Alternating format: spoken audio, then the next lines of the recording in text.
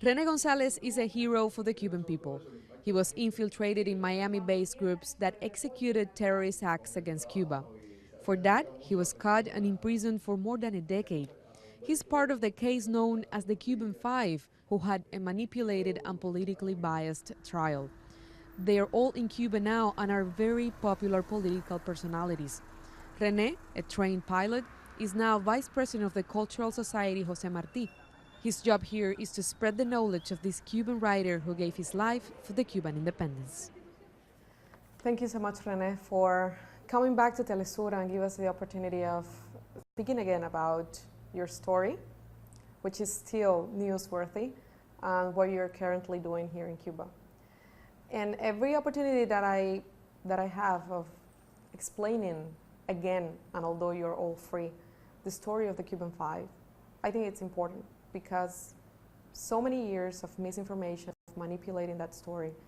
I think journalists that are trying to find the truth behind what happened between the two countries and what happened with your lives and your family lives, I think we have to take advantage of that opportunity and explain it a little bit again.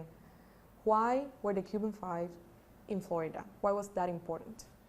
The Cuban Five, we were members of a young generation whose parents made the revolution. And we grew up on a country which was being subjected to terrorism from Miami for years. I was born in the United States. I came to Cuba in 1961 when I was 5. And since I remember, acts of terrorism were executed against the Cuban people. So we grew up on that environment. We saw our parents defending the revolution against those acts of terrorism. And then at some point, we were asked to go to the United States to infiltrate those groups in Miami who had been created by the CIA in the 60s. And they had grown on their own in the 90s. They had accumulated some political and economic power, strong ties to the US administration, especially Republicans. Bush, who was back then had been the head of the CIA and had been together with them during those years. And then we were sent to Miami to infiltrate those groups and to warn Cuba about the plots that were being created in Miami in order to keep inflicting damage to the Cuban people. After so many years in jail, after a very unfair trial and with all kinds of violations of the procedures that should be taken in place in those occasions, in cases like this one. And you were released, but you had to stay in the US for a while before coming to Cuba. I can't even think, how would you cope with that situation? You were free, but you were not free at the same time. How did you live those years? It was a very strange situation. I was living almost undercover in a house that a friend of Cuba gave me during that year and a half, because the people that I have been watching on, they are criminals. They are terrorists, people who enjoy the support of Congress people in the United States, enjoy the support of politicians in the South Florida. And here I am back into South Florida, supposedly on supervised release, but at the same time I had to take care of myself against those people. So I had to try to prevent those people from learning my location. I couldn't even have a driver's license because they could have located me through that driver's license. So it was a very strange and complicated situation. It took a lot of patience for me to... More patience that you already had. More, yes, to survive during those years. But, you know, I believe we were prepared for that. But fortunately, I could cut my supervised release by a year and a half, and then I came back to Cuba before finishing the supervised release. I interviewed you a few years ago, and I remember that you told me when I asked you what did you miss the most while you were in the U.S., And the obvious reason is your family. You're a family man, a father, a grandfather. You were not back then, but you are now.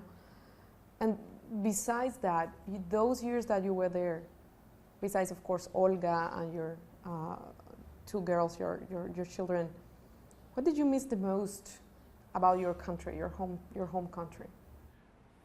I believe the people, being among the Cuban people, because for me the Cuban people is an extended family. And of course here you have your family, your home, your loved ones, your friends. But for me, being part of the history of Cuba right now is very important. And that history is being written by the whole Cuban people. And in a sense, the Cuban people is my immediate extended family. So I remember when I came back to Cuba, first thing I noticed is that, people keeps being the same. I have been out of the country for about 20 years, but then I come back and I see the same people, the people with the same generosity, with the same happiness. So I miss the people a lot and being involved in the Cuban political process. How strange or hard was it to adjust to the fact that you came back and you were a hero, a true hero? So people would take pictures with you. If you enter in a restaurant, you were the phenomenon that you just entered. If you were on the streets, everyone would have to do something with you. Everyone has something to tell you. Everyone has a story that you don't know that you share with them. How hard was it to adjust to that kind of popularity for a man like you that lived undercover for years? Yeah, that's the point. We were working anonymously. I never aspired to celebrity or fame. And all of a sudden you come to a place where everybody knows you, everybody wants to say hello to you or take a picture. I wouldn't say that I have adjusted yet. I believe that you simply have to take the good and the bad and just live through it. That's part of life. We understand that the Cuban people struggled for too long trying to make us free. And we owe that to the Cuban people. So you have to live with it, you have to accept it, and that's it. Sometimes I want to be alone somewhere, for a while, and I miss that. But again, that's how people show their sympathy, and you just accept it and take it. That's it. You don't have any other choice. There's a new situation between Cuba and the U.S. The agreement through which the other three fives were released, and the dialogues that started and the opening of the embassy, all of those results between Washington and Havana, which happened during the administration of Barack Obama because of the political will of Raul Castro's government here in Cuba. A lot of people in Cuba still, then and now, tend to be reluctant to trust to the U.S. interests. And I want your perspective because you, your family, your partners like Gerardo, Ramon, Antonio, Fernando, you were victims of that confrontation. You were caught in between that confrontation. You were useful, you follow your principles, but you were a victim of that confrontation. If you could talk to those people who are reluctant to have this new link with the U.S., what would you say to them? Well, I would say that, of course, I don't trust the U.S. government, even either being Obama or Kennedy or Reagan or Trump. And we know that the interests of the U.S. government, they run contrary to the interests of the Cuban people. Historically speaking, it hasn't changed, even since the 1800s when Jefferson looked at Cuba and said, wow, this would be a good possession for us. So throughout the whole history of the U.S. and Cuba, those interests haven't changed. But having said that, I believe that the best way of solving problems is to relate to each other. I mean, it's like when you have a neighbor who doesn't share your values. There is no point in trying to impose your values on him. He has his system of values, you have yours, and you just relate like neighbors. And I believe everybody benefits from those relations.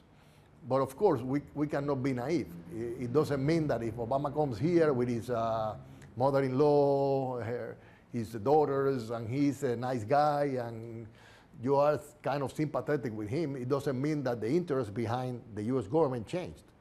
You have to be aware that it's just another guy who might be probably a better person, and so on, but you have to be aware that you are dealing not with Obama or with Trump or with Reagan. You are dealing with some system of interest which has been growing there for centuries. And as long as you keep that in mind, I believe the intelligent thing to do between two countries, no matter the differences, that they just relate like neighbors. And you respect each other and just be neighbors and treat each other well and have relations. And then let history decide who's right.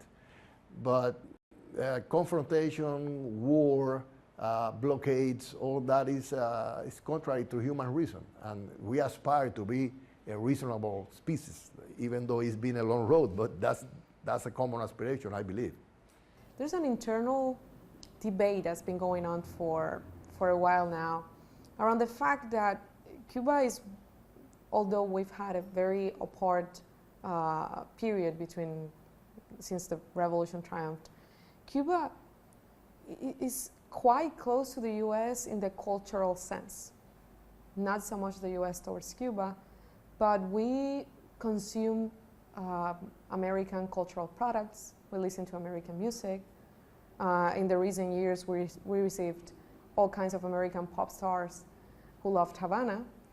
And the younger generations, mine and even younger, grew up in a context in which the U.S. was that country in which Rene Gonzalez was kept, but at the same time was that country where a lot of families has a part of that family in that other country, and where movies come from, and series come from, and shows come from. So my question, and it's a debate that's going on in Cuba now, is although we're so into the American culture, which would be the strength that Cuba has to face the colonization or the hegemonic cultural pattern that the U.S. settles over Latin America and on Cuba too? Well, that's a challenge. The United States is an empire. Today is the global empire, as were the Romans or the Greeks, and they ended up imposing their own culture on other peoples. And we have that risk also. We face it, it's a challenge that we have. But in my opinion, our defense is our own culture, our own history. Know it, enjoy it, and you can be open to anybody else. I mean, it doesn't mean that we have to isolate from the United States, or that we have to try to isolate ourselves from other cultures.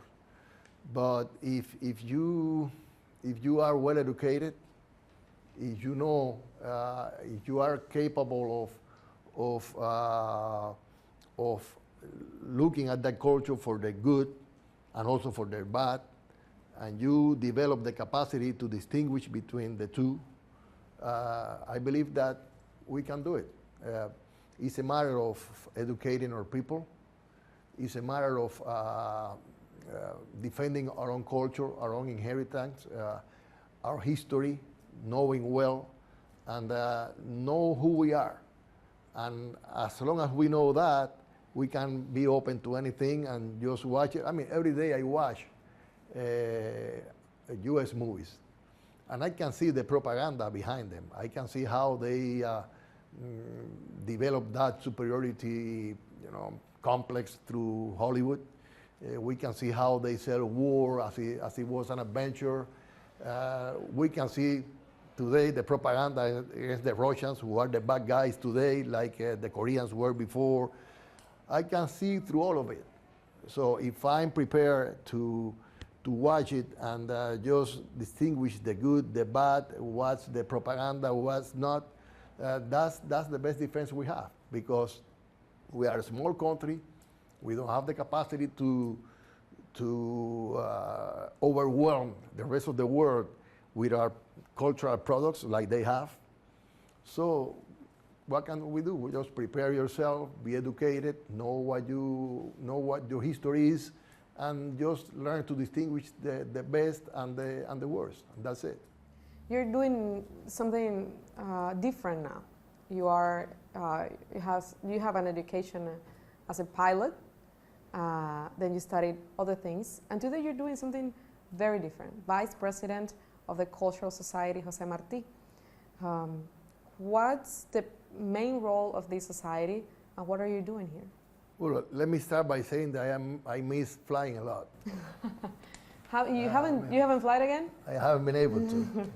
I hope that someday I might fly a plane. But I was given this task as Vice President of the José Martí Cultural Society.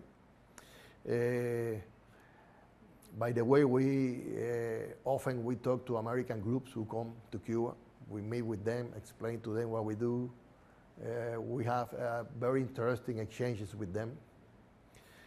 So our goal is to spread the knowledge of José Martí's life and works, and of Cuban history and culture. So we have, throughout the whole country, we have a structure which goes down to the provinces and to the municipalities. And through that structure and the clubs, which are the base of the society, we work with the communities, with the schools, with kids, trying to spread the knowledge of José Martí, which in my opinion is also the best defense against that influence that you were telling me about. You know, José Martí was in the United States. He was able to look deep into the U.S. society. He was able to see the hardworking Americans, the good things about their art, their culture, and at the same time he warned against the accumulation of capital who was transforming that society into an empire. José Martí, for the Cubans, he's in our inheritance, he's in our blood, and we try to keep it alive among not only the Cuban people but also abroad. What's your main motivation now here? What do you want to do? My motivation is to love what I do. If you're given a task, just love it and do the best you can. And that's my motivation. I believe that we have a lot to do among our people, among our kids. Martí left a huge inheritance in terms of culture, history. He was the father of our independence. So there is a lot to do to keep Martí alive among the Cuban people. So I'm very motivated with that. We're trying to work directly with the communities, to work on the neighborhoods, right on the schools, and there is a lot to be done. So I'm happy with it, and I'm trying to do everything they can in the short time that I might be on this earth. Heroes like José Martí, far away in time from our present, tend to be presented as perfect human beings, these super wise men. But when you go to the communities and you talk to these young or children which study José Martí as a hero that did this and that with dates, and he did this and that, in a lot of cases in a very unhumane way. We study history still in a very unhumane, and it's not about the values, but about what he did. It's one of the problems that we have with the teaching of his work. When you need to motivate someone else, a young person, a Cuban person, towards going to José Martí, what would you say to them? What would you tell them to take into account in order to love more Cuba and the Cuban Revolution? That feature, that characteristic of José Martí that you wouldn't forget when you talk to them about him. It's always a challenge when you try to make people approaching a hero like José Martí. And the challenge is to overcome the tendency of building monuments around somebody who, as you say, was perfect, didn't have any stain on his life. And when you make that mistake, people, you tend to make people, push people away from, because, you know, I believe people want to be another human being. They want to be Martí as a human being, and they want to see Fidel as a human being. So I believe that's one of the challenges. But when you approach Martí, his own writings show how humane he was. I mean, you can touch a person. Unfortunately, he left a lot of writings and works. So, in my opinion, is about making people see him as a human being he was, a man of his time, with his mistakes, with his virtues, who was able to maybe do something wrong, but then correct it. And it happens with not only with Martí, all our heroes. You know, you have to look at them as persons without vulgarizing them, but try to make people to see on them some an equal who, through effort, through his thinking, through his love for his country, was able to reach a given status in our history. But at the end, he was a human being, and it's a challenge. We try even to do it through actions also. It's not only about talking, but also about actions. So we try to put together actions and talking. So people approach to the society through our works, and then listen about Martí and the Cuban history on that process. But it's not only about going as if you was a priest and, you know, just preach about Martí, because nowadays it doesn't work too well. As a matter of fact, as a society, we are leaving religion a little behind us, and you cannot approach people on Martí as if he was a saint. He was a human being. He was a son of his time, and he left a legacy for us because he was a good son of his own time. You are probably aware of the fact that the Cuban Five are symbols for the Cuban society, and for the young people, you are modern heroes of our own times. And in any group of young people, you are a reference, an example of following your principles, of following what you believed in, even if everything around you told you not to. Your own comfort, your own the sacrifice of your own family, that kind of commitment. It's something that, although it has happened many times in our history, your example, your story is something that is very near in time. Would you consider in some point having a more, let's say, a more central role in politics here in Cuba? I'm a Cuban.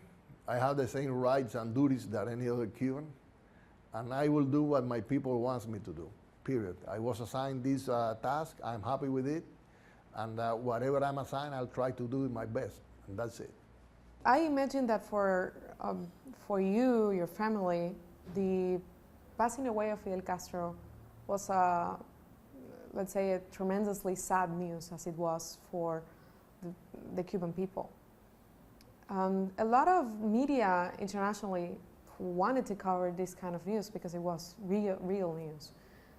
There's this perspective of trying to create a before and after him, and this perspective of pressuring or questioning the survival of the Cuban Revolution because he was not alive. What do you think about that? Do you think the Cuban Revolution will survive Fidel Castro? Well, let's start by the beginning. For the people who want to end the revolution, it's logical that they have that expectations. And they are going to do everything in their power to separate us, the survivors, from our fathers, who were the ones who made the revolution. So that's no surprise. I mean, that's their thinking, that's, which is conditioned by their logics. But I believe Fidel, he left a strong legacy among the Cuban people. And you could see that during those days when he died and the whole Cuban people went to the Cuban streets, young people, older people, my generation. I mean, there wasn't anybody missing on that, and it was very sincere. I mean, you could see it. Whoever wanted to see it, he just had to go to the streets and see the behavior of the Cuban people during those days. And I believe that Fidel, he made the Cuban people grow faster than in any other period in history. And from that growth, in that growth resides our capacity to keep doing what he taught us to do, and there resides our capacity to keep the revolution alive. It's up to us. I believe we are up to the task, and the revolution is going to continue. Fidel is still in us. He's in every one of us. So, and you can see that. You could see that when people would say, "I'm Fidel." I don't know who created that beautiful sentence, but that sentence represents the thinking of the whole Cuban people. And he knew that well. And he prepared the Cuban people, and he knew that when he left us, the Cuban people would carry on. What would you say is the most coherent action that you could take, that you could do with his way of thinking and coherent with him and what he did for you? Trying to do your best every day, period. Don't allow human flaws to come between your duty and yourself, and do the right thing every day. That's it. That's the only honor that we can give Fidel. Thank you, Rene. It's, as always, a pleasure. Thanks to you.